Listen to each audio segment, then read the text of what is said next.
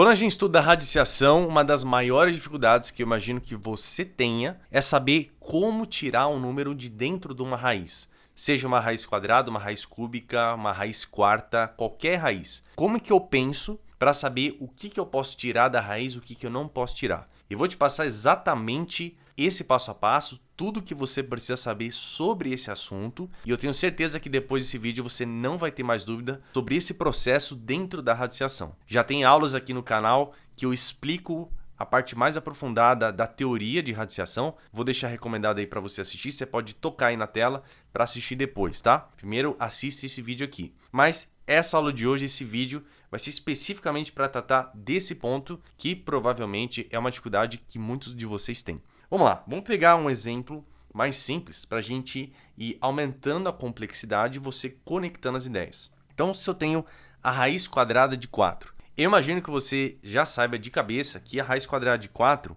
é 2. Mas eu não estou necessariamente preocupado com a resposta disso. O que eu quero saber de verdade é qual que é o processo que me faz chegar no 2. Uma forma de eu escrever o 4 seria 2 ao quadrado, certo? 2 elevado a 2. Então, eu tenho a raiz quadrada de 2 elevado a 2. Qual que é a ideia da raiz quadrada? Como eu já disse, tem uma aula que eu explico detalhadamente o porquê disso, tá? Aqui não dá tempo de a gente explicar de novo, então depois você pode assistir essa explicação. Mas a ideia da raiz quadrada é que ela representa o expoente meio. Esse expoente aqui que vai fazer toda a diferença para você entender esse processo de tirar da raiz. Porque veja, uma das propriedades de potenciação é que quando tiver esse caso, que tem um expoente, um parênteses e outro expoente, eu posso multiplicar esses expoentes, certo? E aí, quando eu faço a multiplicação de 2 vezes meio, quanto é que isso vai dar? 2 vezes meio dá exatamente 1. Então, 2 elevado a 1. Repara que o que sobrou é um expoente inteiro. Se é um expoente inteiro, eu não tenho mais nada de fração aí, é como se a raiz quadrada tivesse sumido. Então, essa é uma outra forma de chegar na mesma resposta de que a raiz quadrada de 4 vale exatamente 2, no caso 2 elevado a 1, tudo bem? Então, basicamente, para a gente tirar esse número da raiz, a gente fez essa multiplicação com o meio para chegar nessa resposta. Tá, vamos aumentar um pouquinho mais o nível de complexidade. Vamos olhar raiz cúbica de 8. Raiz cúbica de 8 não é um valor exato, um valor inteiro. Então, eu posso enxergar esse 8 como sendo 2 elevado a 3. E aí você poderia usar a mesma lógica, né? Eu tenho aqui 2 elevado a 3, tudo isso elevado ao expoente meio. Só que aí, quando você for multiplicar o 3 vezes meio, vai continuar sendo uma fração, né? Você teria 2 elevado a 3 meios. Essa forma de escrever não está errada, só que não vai ajudar muito, porque eu ainda tenho um expoente fracionário. Isso significa que representar o número dessa forma ou dessa forma é basicamente a mesma coisa, não muda nada. Então, eu preciso ir para um outro caminho para que eu consiga ver o que realmente eu posso tirar da raiz. Até porque esse resultado que você está vendo, ele é maior do que 1, tá? 3 sobre 2, especificamente falando, é 1,5. O que isso me diz? Me diz que essa parte inteira é alguém que eu poderia ter tirado da raiz e o que sobra ficaria dentro da raiz, tá? Só uma interpretação aí do que significa esse número. Mas se você não quiser pensar por esse caminho, fica tranquilo. O que a gente pode fazer, então, voltando alguns passos para trás?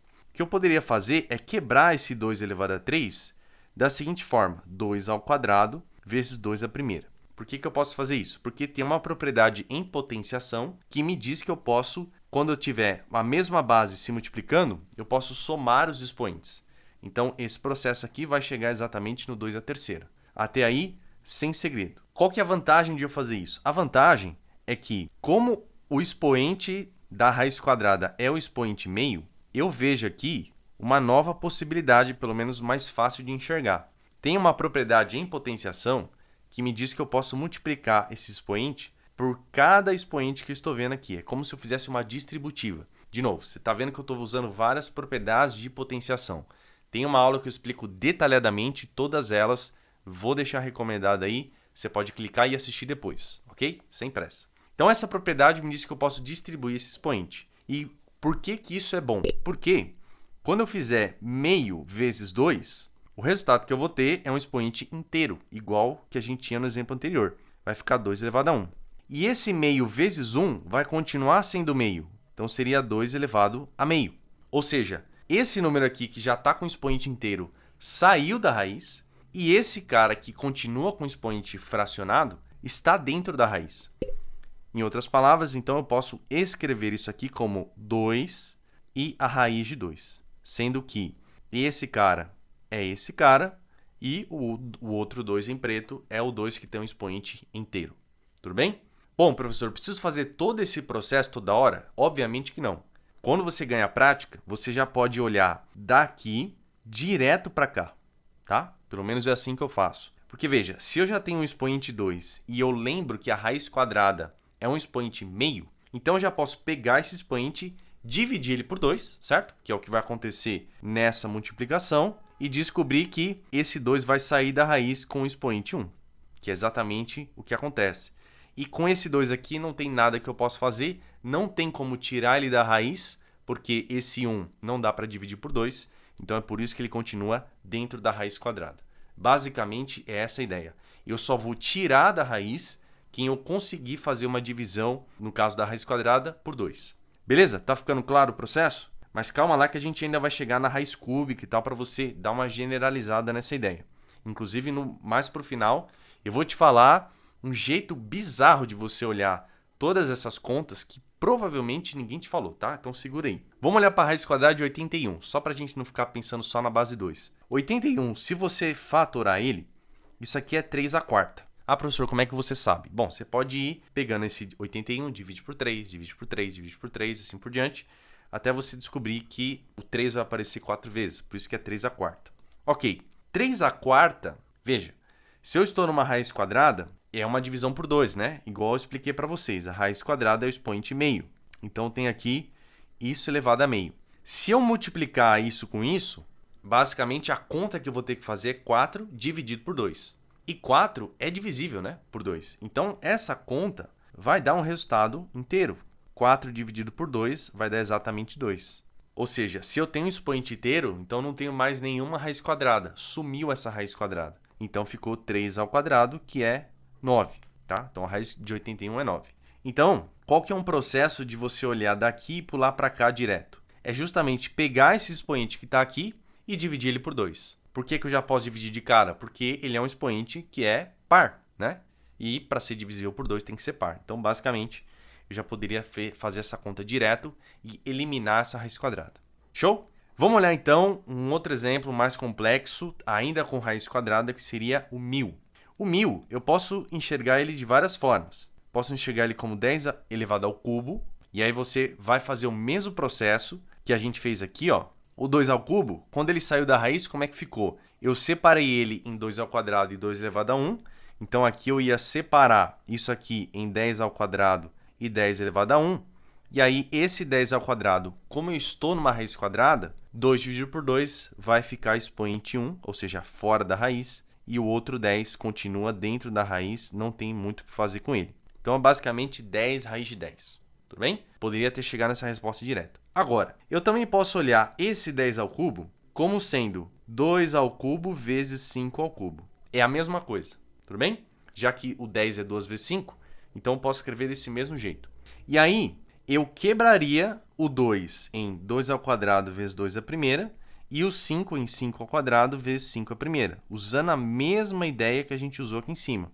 E eu vejo que os únicos expoentes que eu vou conseguir tirar da raiz são os expoentes pares. Então, esse primeiro 2 sai da raiz, esse 5 também sai da raiz, e aqui dentro vai sobrar esse 2 e esse 5. Então, por isso que fica 2 vezes 5 dentro da raiz de novo. E adivinha aqui quanto que vai dar isso? 2 vezes 5 dá 10, 2 vezes 5 dá 10. Obviamente, a mesmíssima resposta, ok? Indo só por um caminho diferente. Beleza, então você já sabe que quando eu tiver mais do que um número primo, eu vou analisar separadamente os expoentes de cada número primo.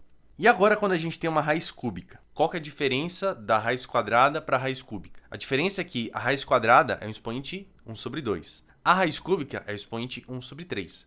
Então, aqui eu vou me preocupar com o expoente que é divisível por 3. Professor, por quê? Porque, vamos olhar aqui, ó. Isso aqui eu posso escrever da seguinte forma. Raiz cúbica é a mesma coisa que expoente 1/3. Então, quando eu fizer a multiplicação desse expoente com esse e desse expoente com esse, eu vou ter que basicamente fazer uma divisão por 3. Eu já vejo aqui de cara que esse 3 é divisível por 3, tá tudo certo. Agora, esse 4 não é. Então, seria ideal eu quebrar ele em um pedaço que é divisível por 3, no expoente, e outro pedaço que não vai ser. Então, eu vou quebrar o 2 ao cubo, continua.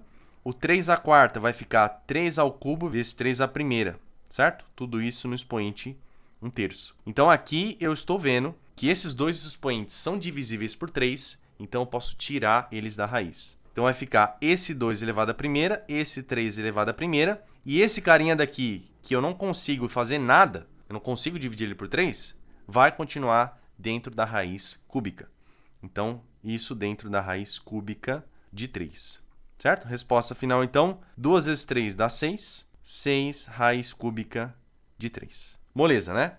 Vamos ver mais um exemplo. Agora a raiz quarta. Se é raiz quarta, o expoente é 1/4. Vou me preocupar só com as divisões por 4. Então, você pode escrever essa raiz como expoente 1/4, igual eu fiz aqui, ou simplesmente carregando a notação de raiz, desde que você tenha esse expoente em mente. Então, o 9, eu consigo dividir ele por 4? Não dá, né? Mas, se eu quebrar esse 9, eu consigo achar um pedaço que é divisível por 4 e outro pedaço que não vai ser.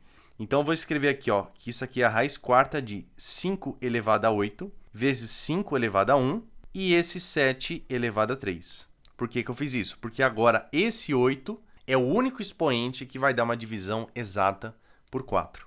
Então, quando eu divido 8 por 4, quanto que dá? Vai dar 2. 5 elevado a 2. É o único que saiu, porque é o resultado dessa divisão. E o resto continua lá dentro da raiz. O 5 elevado à primeira e o 7 elevado à terceira. Beleza? Então, essa seria a resposta. Se você quiser, pode até colocar assim, ó, 25, que é o 5 ao quadrado. Desculpa, gente, aqui eu coloquei raiz cúbica, mas é raiz quarta, tá? Raiz quarta de 5 vezes 7 ao cubo. Você poderia fazer a conta aqui dentro também, mas não é relevante para esse caso. Beleza? Então, você sempre vai olhar para a divisão do expoente. Só que aí tem um problema, né? E se a gente tem um expoente muito grande e não é tão óbvio essa conta de cabeça? Eu preciso saber qual parte desse expoente eu vou conseguir dividir, no caso, por 5, e qual pedaço eu não vou conseguir dividir. Como que eu chego nessa ideia? Se o número for muito grande, você simplesmente vai fazer a divisão de 23 por 5. Quantas vezes o 5 cabe no 23? Testa a tabuada aí, tá? Mas vão caber 4 vezes, porque 4 vezes 5 dá 20, resto 3. Então, veja, dentro do 23 eu tenho o 20, que é divisível por 5, e o resto é o 3. Então, é exatamente essa quebra que eu vou fazer nesse número. Então, vai ser a raiz quinta de 3 elevado a 20, 3 elevado a 3. Fecha a raiz. E aí, esse expoente é divisível por 5. E quando eu divido ele por 5, quanto que dá? 3 à quarta, tá? Porque 4 é o resultado dessa divisão. E sobrou dentro da raiz aquele resto que é 3 elevado à terceira.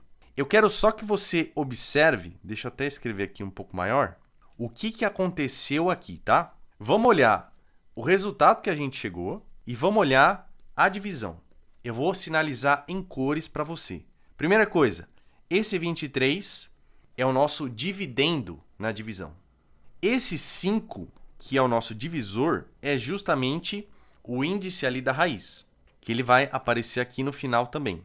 Esse 4, que eu estou colocando em laranja, é justamente o expoente que aparece aqui no final, a resposta.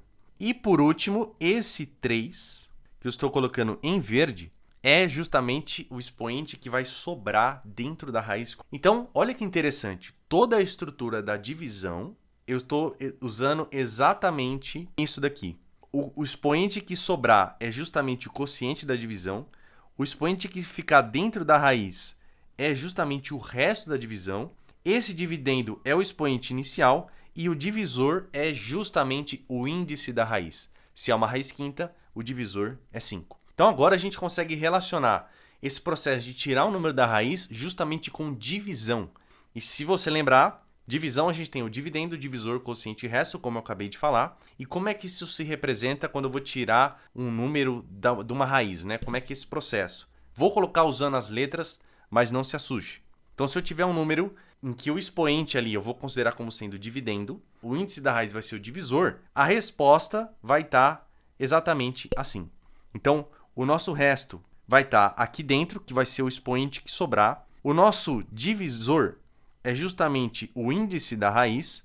O nosso dividendo é o expoente inicial. E o nosso quociente é o expoente que vai ficar fora da raiz, seja ela uma raiz quadrada, raiz cúbica, raiz quarta e assim por diante. Você pode testar isso com todos os exemplos que a gente fez até agora e isso aqui vai funcionar sempre, tudo bem? Importante que você, quando for fazer isso, claro, o n vai acabar sendo um número primo se você fatorar o número ao máximo, tá? Esse seria o ideal. Mas a ideia é exatamente essa. Então, não sei se você já tinha feito essa conexão com radiciação e divisão, mas esse é o exato processo que acontece. Espero que esse vídeo tenha te ajudado. Me conta aí nos comentários se você entendeu. Eu sei que parece um pouco poluído, né, essa anotação, mas se você voltar nesse exemplo numérico que a gente fez, tudo vai fazer sentido. Beleza? Então, só um recurso a mais para te ajudar. Espero que tenha esclarecido. Depois assiste essas aulas de potenciação e radiciação que eu estou recomendando aí. Com certeza vão complementar essa aula daqui. Ok? Beijo no seu cérebro. Até o próximo vídeo.